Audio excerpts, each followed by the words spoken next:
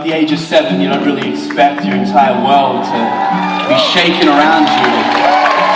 And I came from a Christian home, but remember when I was 7, my parents' marriage was pretty much over. Remember we really were struggling financially. We had these close family friends that said that they'd put my parents away for a weekend, give them a night away so they could work on their marriage and sort things out, and they'd look after my brother and I.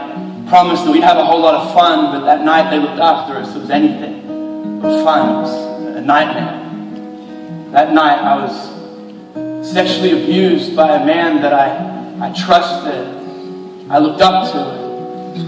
I remember just feeling so alone, so broken, so confused. I remember just feeling empty. I felt this shame and this guilt, like it was my fault, like I should have been able to stop it, but I couldn't. I just froze. And I tried not to tell anybody and just carry this with me, but sooner or later my parents found out, and about a year later they got divorced. And I was convinced that it was because of what happened to me. I remember just getting so bitter and so angry. I remember drifting from God, and I guess I lost sight of my Creator. Because of that, I lost sight of who I was created to be. For the next 7 years, I lived riddled with insecurities.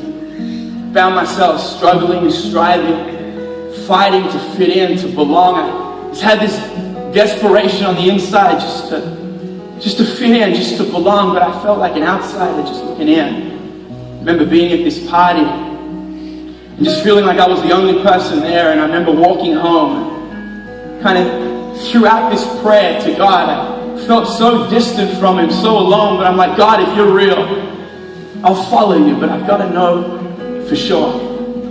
And as soon as I said those words, I felt this embrace and this peace that I had never felt before, and I felt like God spoke to me in that moment and said, Josh, you don't belong to them, you belong to me. You don't belong to them, you belong to me. Felt the love of God.